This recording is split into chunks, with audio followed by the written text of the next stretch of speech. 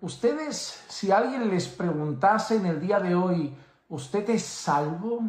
¿Usted es salvo? ¿Usted qué diría? Porque yo sé, por ejemplo, que hay ciertos pensadores, ciertas religiones que claramente dirían, no, nadie puede decir con seguridad que es salvo. Nadie puede afirmar que es salvo, porque el corazón es engañoso y entonces no te puedes fiar de tu propio corazón, y si tú crees que eres salvo, puede ser que no seas salvo, así que no, nadie puede decir si es salvo o no es salvo. Qué tragedia también, tengo que decir esto, ¿no? Qué tragedia no poder tener la garantía de que eres salvo, ¿no? O sea, vivir cada día con el miedo constante, porque si tú crees en el juicio venidero, tú crees en el infierno, tú crees en la condenación eterna y piensas que puedes abrir tus ojos allí, tiene que ser un tormento para el alma. Pero bueno, hay gente que piensa en eso. Nadie puede saber si es o no es salvo. Otras personas piensan que pueden saberlo, pero no saben lo que puede pasar a futuro. Es decir, otras personas te pueden decir, yo sé que soy salvo ahora, pero no sé cómo va a ir mi vida mañana, no sé qué voy a hacer mañana con mi vida, no sé cómo voy a caminar mañana, entonces puede ser que mañana ya no sea salvo, ¿no? Entonces es como, uy, ese también da un poco de miedo, ¿no? Porque depende todo del momento y del día preciso, es decir, hoy puedo ser salvo, mañana dejar de serlo, pasado volver a serlo, al siguiente quizá dejar de serlo otra vez, y eso es aterrador para el corazón, ¿no? Pero por otro lado hay personas que te dirían, bueno, yo creo que sí soy salvo, o estoy convencido de que soy salvo, estoy convencido de que Jesús me salvó, de que soy un hijo de Dios, y te diría que lo voy a hacer hoy, mañana, pasado y al otro. Existen diferentes pensamientos en base a esa pregunta, ¿no? De, ¿eres salvo? Yo no sé cuál tienen ustedes, así que también les digo algo, pueden dejarlo aquí en los comentarios y mostrarnos en cuál de los tres pensamientos ustedes están. ¿Están en el pensamiento 1? Nadie puede saber si es salvo. ¿Están en el pensamiento 2? Yo puedo decirte si ahora soy salvo, pero no garantizar mi futura salvación. ¿O están en el punto 3? Yo sé que soy y seré salvo seguro en Cristo Jesús. ¿Cuál es su punto de vista? Pero más allá de esto, hay una cosa que es cierta. Hay gente que se engaña en cuanto a su salvación, hay gente que puede engañarse, por eso muchos dirán aquel día, Señor, Señor, en tu nombre eché fuera demonios, en tu nombre hice milagros, en tu nombre profeticé, y el Señor Jesús les dirá, apartaos de mí, yo nunca os conocí. Apartaos de mí, yo nunca os conocí. En ese sentido, existen personas que van a decir Señor, Señor, es decir, estarán convencidas de que Jesús es el Señor, estarán incluso convencidas de que Jesús es su Señor, pero esas personas se habrán estado engañando a sí mismas. Se habrán estado engañando a sí mismas y ese día, pues, el veredicto será claro, no sois de Cristo. También hay que decir que las palabras que el Señor Jesús les dirá no es dejé de ser vuestro Señor un día, es yo nunca os conocí. En ese sentido, sabemos que Jesús es verdaderamente Dios, sabemos que Jesús es verdaderamente hombre y Jesús es verdaderamente Dios y sabemos que conoce todas las cosas. Entonces, cuando dice yo nunca os conocí, no habla en sí de conocer a la persona, tú eres Manuel, tú eres Pedro, tú eres María, tú eres Diana, no, está hablando en relación a su salvación y su comunión con Jesús. Jesús les está diciendo de una manera, nunca fuiste mío, no dejaste de serlo, claramente la sentencia es, tú nunca fuiste mío. Pero cuando leo ese pasaje, me hace pensar en algo importante. Ese pasaje dice algo. Vosotros, los que dicen Señor, Señor, y el Señor Jesús le dice, yo nunca os conocí, Jesús dice, vosotros que practicáis la iniquidad, o vosotros que hacéis la iniquidad. Es decir, ellos decían Señor, Señor, pero vivían en pecado. Ellos proclamaban a Cristo, pero vivían practicando el pecado, No es que hayan caído un día, no, practicaban el pecado. Ellos llamaban a Jesús Señor, cantaban alabanzas posiblemente, estaban en el contexto de la iglesia, estaban entre los creyentes, posiblemente estaban en reuniones de oración, hasta podrían haber predicado la palabra, pero más allá de esas prácticas religiosas, ellos practicaban el pecado. Seguramente no en presencia de la iglesia local, sería algo privado, sería en un contexto más íntimo, pero practicaban el pecado. Así que Jesús relaciona el hecho de que no son de Cristo con que practicaban el pecado. Esto me hace pensar en otro pasaje. Santiago en una ocasión dice, la fe sin obras es muerta. Así que muéstrame tu fe por tus obras. Es decir, Santiago deja claro que la fe que ponemos en el Señor Jesús, por medio de la cual somos justificados, porque la Biblia dice, ¿no?, que hemos sido justificados mediante la fe en Jesucristo y ahora tenemos paz para con Dios. La Biblia también deja claro, ¿no?, que Abraham creyó y le fue contado por justicia. Cuando Santiago habla de las obras, a diferencia del pensamiento católico romano que tuerce ese pasaje y genera una doctrina equivocada y herética, y es la de la salvación por fe más obras, Santiago no está diciendo eso, porque eso sería contradictorio con la enseñanza del apóstol Pablo, que claramente dice, por las obras de la ley ningún hombre puede ser justificado. Y Pablo da el ejemplo de Abraham, diciendo, Abraham creyó y le fue contado por justicia. Santiago también da el ejemplo de Abraham para hablar de las obras, y lo que Santiago está diciendo es que la obediencia de Abraham fue el resultado de la fe. Que Abraham creyó y le fue contado por justicia, eso es lo que dice Pablo, pero también lo que dice Santiago es que esa fe verdadera tiene obras. La fe verdadera tiene como resultado una vida de obediencia, el fruto de una vida que se va santificando. ¿Por qué tenemos textos en la Biblia que dice, busquen la paz y la santidad, sin la cual nadie verá al Señor? La marca distintiva de un verdadero salvo es su vida en santidad. La santidad es el resultado de la verdadera salvación. Mire que dice Segunda de Pedro, capítulo 1 y versículo 10, dice, así que hermanos, sean cada vez más diligentes para hacer firme su llamado y elección de parte de Dios, porque mientras hagan estas cosas nunca caerán.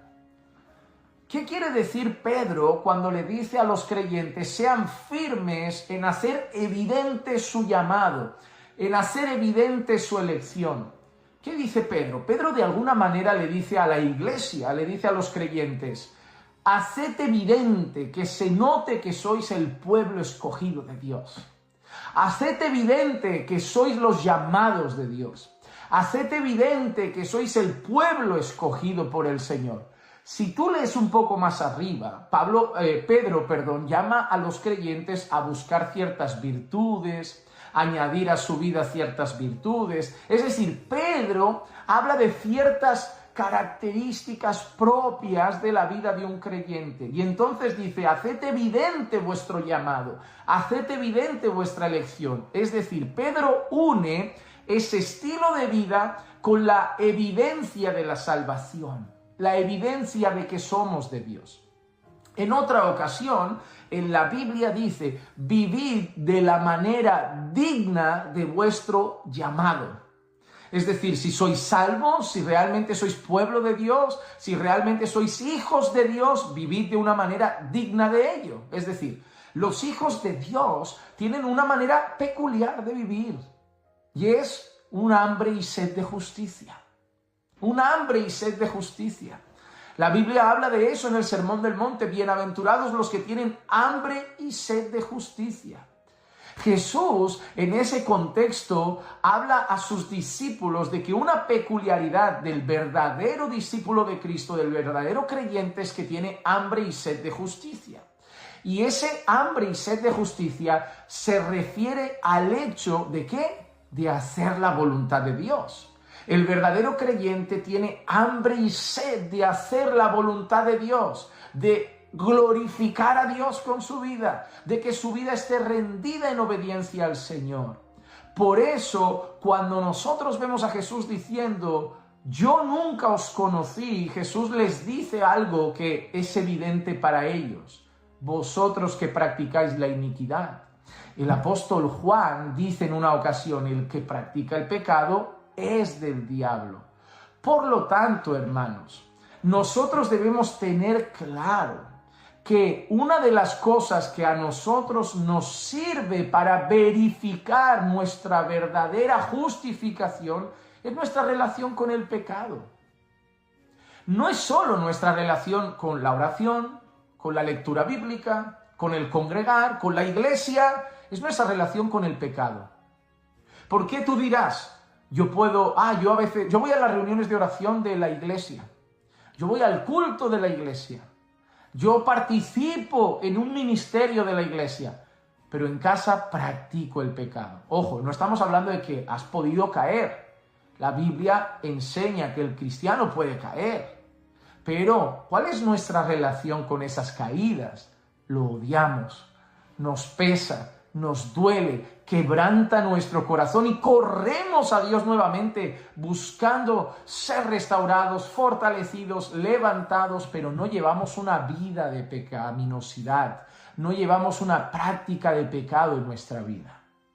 Es decir, somos la misma persona en la congregación que en el cuarto de nuestra casa, que en lo secreto de nuestro hogar.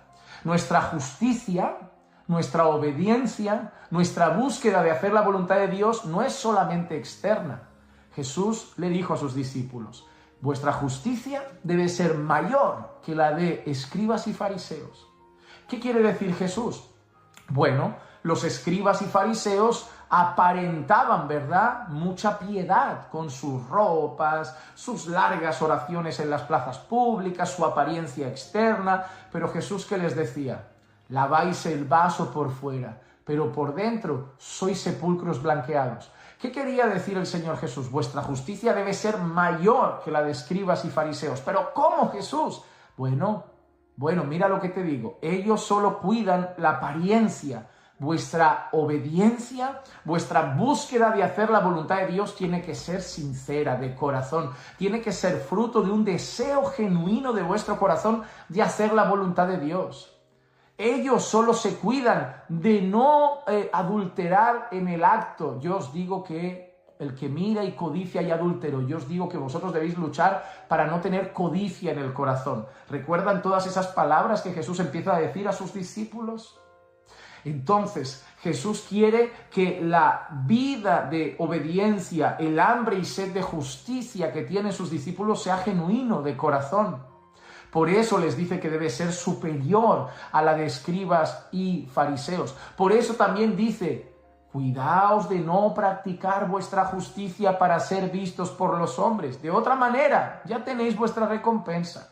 Y habla de qué, de oraciones, de limosnas, de ayunos. Por eso dice, cuando vayas a orar, no lo hagas con la finalidad de que todo el mundo vea que eres el hombre de oración. O cuando vayas a ayunar, cuídate de no ir a la reunión de amigos que están comiendo con la cara demacrada y decir, yo es que estoy en ayuno.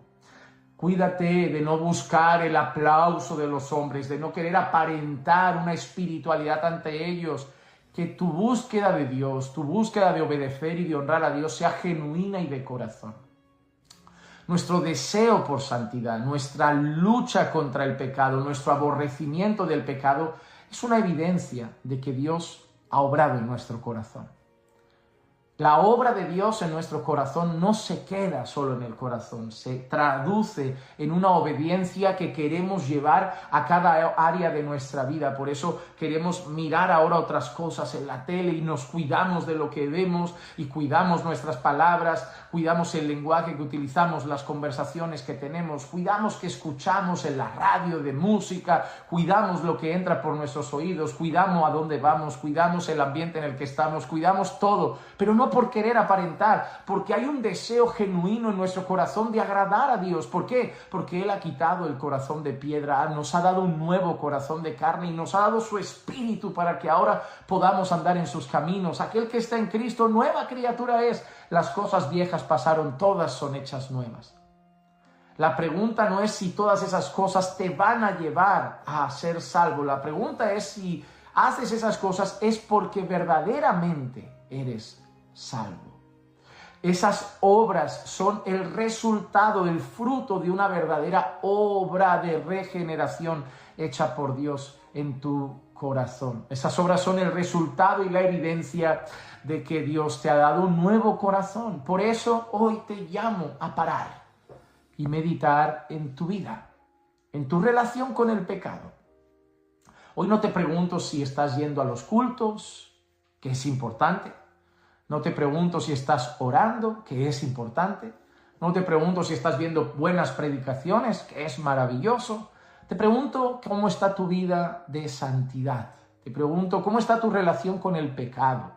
Tu búsqueda de hacer la voluntad de Dios, tu búsqueda de agradar a Dios, tu búsqueda de querer vivir para su gloria, tu búsqueda de querer que cada área de tu vida se rinda a su voluntad y aborrecer el pecado y quitar de ti todo lo viejo que no agrada a Dios, todo lo pecaminoso que ofende al Señor y ser tajante con ese pecado, odiar el pecado, aborrecer el pecado, querer estar lejos del pecado, ver la tentación y apartarse y salir corriendo porque no quieres en el fondo de tu corazón, te vea quien te vea o aunque no te vea nadie, no quieres desagradar a Dios. Ese es tu mayor deseo. ¿Cómo está tu relación con el pecado? ¿Cómo está tu relación con esa santificación que el Señor desea de ti? Porque lo dice la palabra, esta es la voluntad de Dios, vuestra santificación. Párate por un instante, deja de correr un poco, examina tu vida. Pablo lo dijo en una ocasión, examinaos para ver si estáis en la fe. Ve tus frutos, examina tu relación con el pecado, tu vida íntima y secreta, la que nadie mira. Recuerda que al final eso habla mucho de lo que se ha pasado en tu corazón o no ha pasado en tu corazón. Por eso la Biblia también dice, seamos hacedores de la palabra y no solamente oidores que se engañan a sí mismos. Mira qué fuerte. Hay personas que escuchan cómo se debe vivir a la luz de la palabra, las enseñanzas bíblicas a la luz de la palabra, pero no las ponen por obra. ¿Y qué dice la Escritura? Que se engañan a sí mismos. Posiblemente son los que dirán, Señor, Señor. ¿Por qué? Porque ellos sabían todo, pero se engañaron a sí mismos y el Señor les dirá, ¿cómo estaba tu vida privada? ¿Cómo estaba tu vida secreta? ¿Cómo estaba tu vida íntima? ¿Ahora entiendes por qué te digo que nunca te conocí? Paremos nuestra vida, examinemos nuestro caminar, sobre todo la parte más íntima, la que nadie ve, la que solo los ojos del Todopoderoso contemplan. Y entonces, si ves que en ti no hay vida espiritual, arrepiéntete. Arrepiéntete de esos pecados que quizá ni el pastor, ni los hermanos, ni nadie conoce. Arrepiéntete de esa práctica pecaminosa y corre a Cristo, porque quizá este vídeo ha llegado a ti para que vuelva a traer a tu corazón la esperanza verdadera de salvación que solamente está en Cristo. Arrepiéntete hoy. ¿Quién sabe si Dios hizo llegar hoy delante de ti este mensaje para que dé un basta ya en esa actitud que estás teniendo, en esa hipocresía que estás viviendo y Dios te diga ya de alguna manera, basta, arrepiéntete y corre a Cristo para verdaderamente ser salvo. Dejamos todo esto en las manos del Señor.